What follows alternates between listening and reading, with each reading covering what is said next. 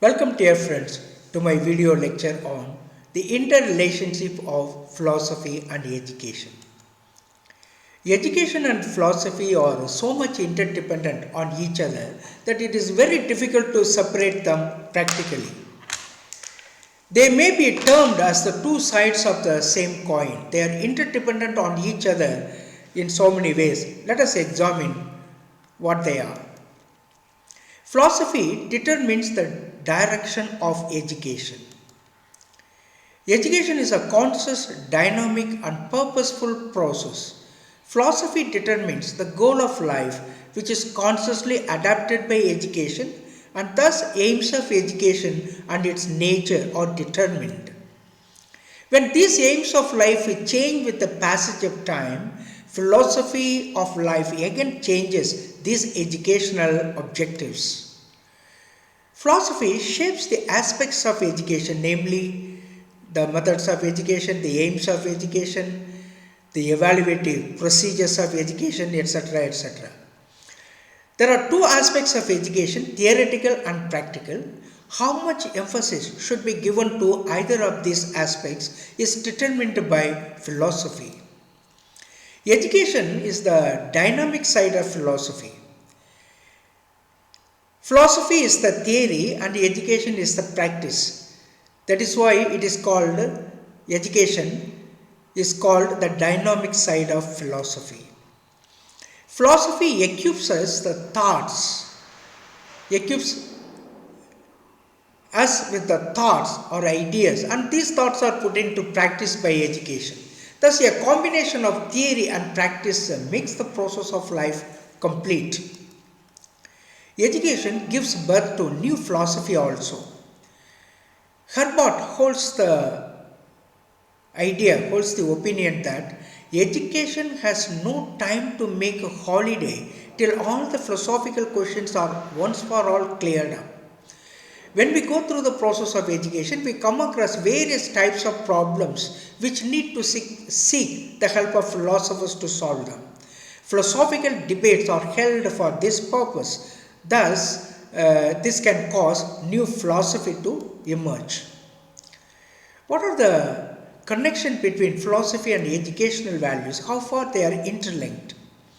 Most of the educational values such as accountability to man and unseen God, honest and impartial attitude towards all human beings, purification of souls, independent thinking over the creation of the universe, etc., have been derived from religion.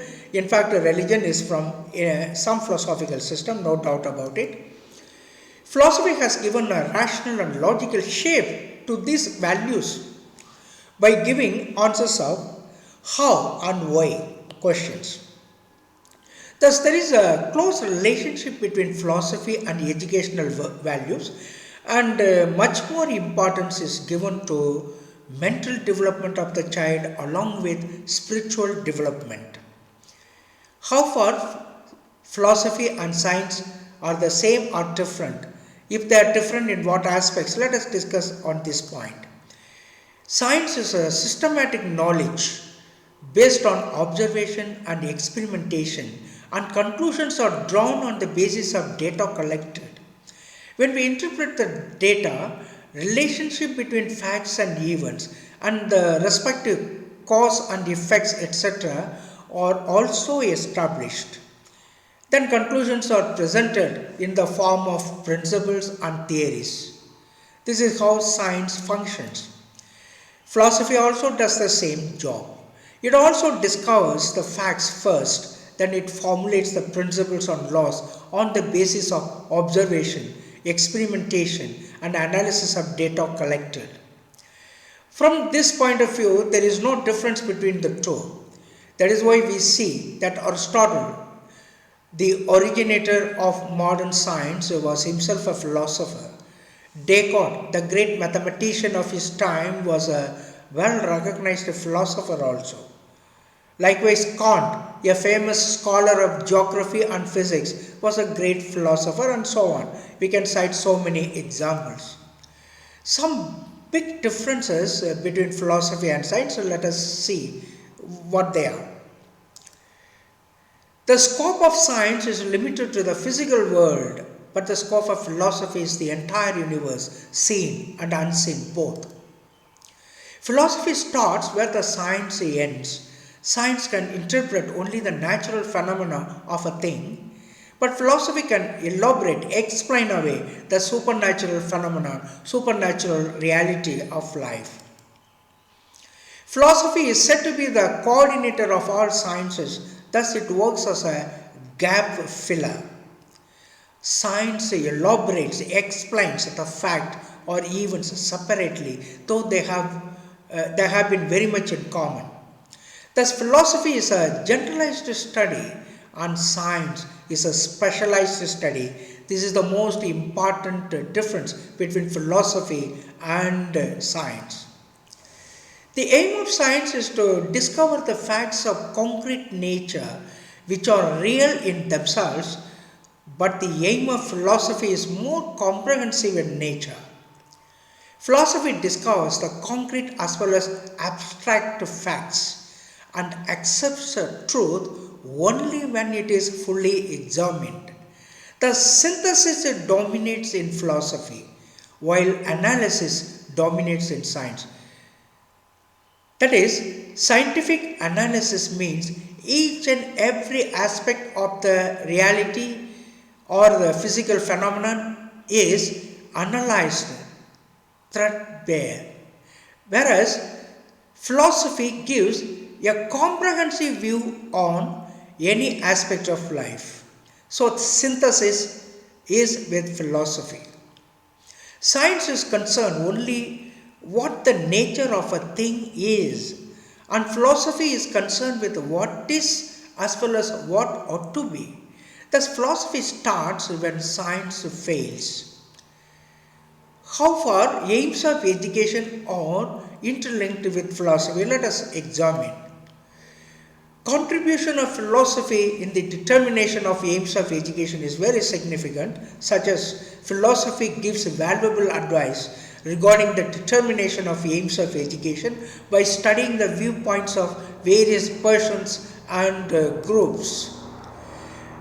And also, philosophy helps the people in establishing their real view about life and metaphysical world.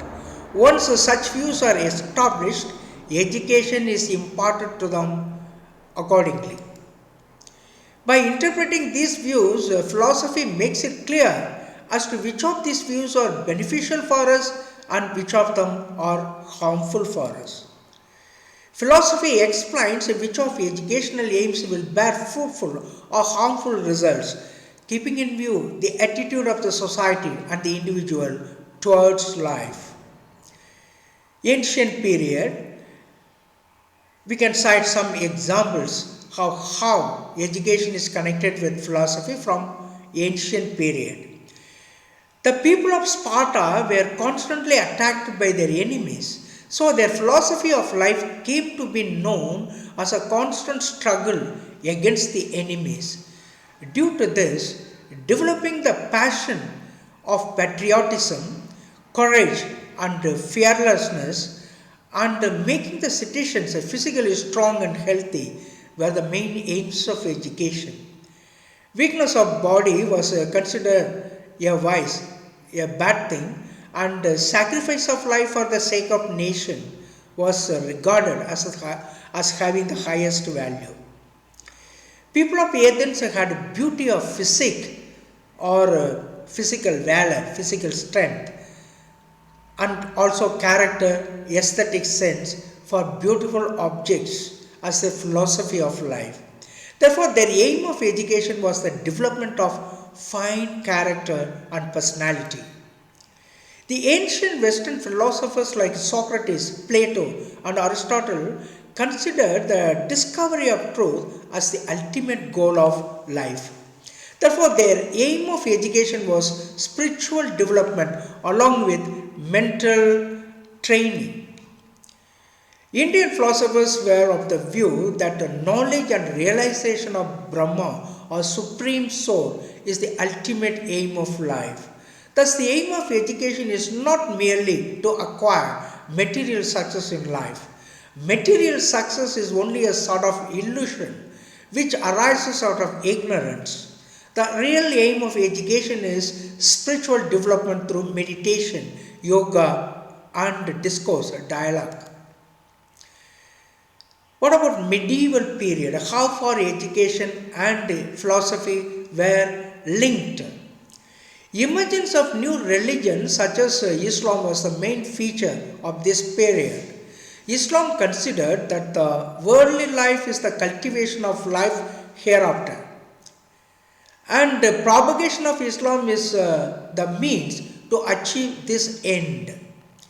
Islam believed that Islam could be propagated only by the lasting influence of contact and character on the masses, on the people. So character formation should be the chief aim of education according to them. In Europe, the aim of Christian education was to develop critical insight and imagination through reason and experimentation. What about the modern period? How education and philosophy were linked? In the modern period, we can very well cite some examples. The philosophy of inborn capacities of a child was propounded by Locke, and he argued that education should develop the inherent, the innate qualities and capacities of children. Psychological and scientific tendencies influenced the philosophy of the people very powerfully, and thus education was made child-centered, and the aim of education was to develop scientific temper among children.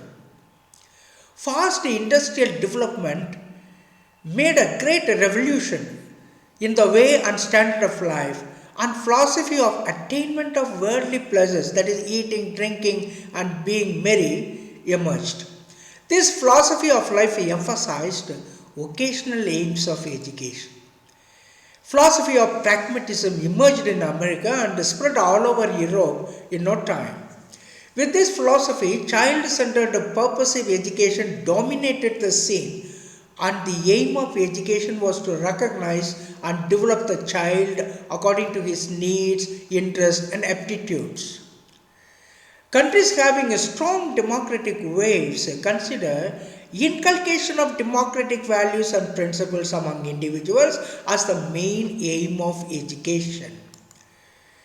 Countries like Russia, China and Muslim kingdoms of the world exploited education as an instrument of indoctrinating enforced obedience and rigid discipline. How about curriculum? How curriculum has been interlinked with philosophy? Philosophy solves all the problems of curriculum construction and development in so many ways. Let us examine these ways.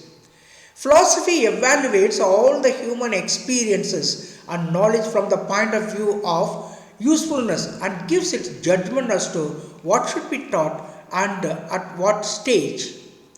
Since human beings cannot accumulate all the experiences in their lifespan, philosophy divides these experiences into sections and subsections and determines what portion of knowledge a person should study on the basis of his needs and interests. Capacity to digest a particular amount of knowledge develops with age and maturity. By taking the help of psychology, philosophy determines how much tidbits of knowledge and experiences should be provided to an individual at different stages of his life. It also gives us knowledge of what is worth teaching and what is not. Thus, philosophy talks in terms of values of life and ethics of education, do's and don'ts in life. It also tells us which part of the curriculum should be given special emphasis and why. Since knowledge and experiences change with the time, philosophy adapts itself to the changing needs and modifies the curriculum accordingly. And philosophy is interlinked with the methods of teaching also. How? Philosophy is a way of thinking and way of working both. So when philosophy changes, the method of teaching also changes. The process of carrying the related knowledge and experiences to the reach of students is called the method of teaching. The discovery of a method to perform any activity or work is primarily the function of sciences, but how and why to use a particular method is the scope of philosophy, because philosophy connects the method with the aim of education first, then it gives clearance with regard to the aims. This is how it functions. That is why different philosophical positions or philosophers have propounded different methods of teaching in accordance with the aims of education. Some examples we can cite: idealists like Socrates, Plato and others advocated conversation and lectures as the methods of teaching. Naturalists like Rousseau and others maintained that a child should be given maximum freedom in the class. So they advocated Dalton plan, learning by doing, Montessori method and so on as methods of teaching. Bacon gave an opinion or idea that observation and experimentation would be the best methods of teaching. Philosophy and educational administration, how they have been interconnected. There are 5 basic areas of educational administration: establishment of schools, management of schools, finance, supervision and organizing curricular, co-curricular activities in schools. Philosophy contributes to this great task in so many ways. Decision regarding the establishment of schools is taken after studying the specific needs of the society concerned. Here itself, the philosophy of the institution comes into play. Management of the school is the second important thing. Role of management is very significant regarding teaching learning process, as it frames the policies regarding the appointment of teachers and the admission of students, etc. Finance is the third most important problem related to educational administration. If people of a particular area are rich and they are willing to contribute to the development of education, school can be established without a state's or outside help. The fourth aspect of educational administration is supervision and control. Through this process, the maximum utilization of physical and human resources are made clear. The nature of co-curricular activities are also decided by the philosophy of life those engaged in educational administration. Depends upon the individual managers who have great belief in such activities and aesthetic sense.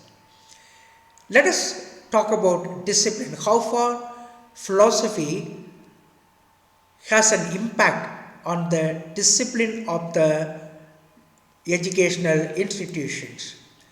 Discipline of the school or college is also determined by the philosophy of life. There may be 3 types of disciplines in schools. First one will be the repressionistic or authoritative type of discipline. In this type of discipline, child is repressed by despotic attitude of the teacher. He is not allowed even to think freely. Children are expected to abide by the rules and regulations of the school or college without questioning why. Corporal punishment techniques is used to enforce disciplinary rules. This type of discipline is adopted by those who believe in classical idealism. Some philosophers believe that no child is good or bad in behavior. His behavior is shaped by those who come in contact with him. So teachers can easily influence the thinking and behavior of children. Here, self-discipline is taught to children by lofty character and good conduct of teachers, and nothing is imposed on them from outside in idealism, classical discipline. There is no scope of corporal punishment of creating sense of fear in the minds of children, especially in naturalism philosophy. This is emancipatory discipline. This type of discipline is based on the philosophy of naturalism, which believes in the inherent, innate goodness of the nature of a child. Here, child is allowed to learn by the laws and rules of natural consequences, and so nothing is dictated to him from outside. Full freedom is given to him to develop his thinking and reasoning power. Actually, a combination of all these disciplines may be suitable to any school or college as compared to a single philosophical discipline. Philosophy and evaluation. In order to see whether educational objectives have been achieved or not, evaluation is done. Thus, evaluation is a monitoring system, and the students, teachers, school are continuously evaluated in order to make sure the maximum utilization of resources and develop sense of responsibility among all individuals concerned. Education also talks in terms of changes in behavior of individuals. Whether these changes in behavior are acceptable to the society or not is exclusively determined by philosophy. Thank you very much, dear friends. God bless you abundantly. Let us meet in other video lectures for educational philosophy.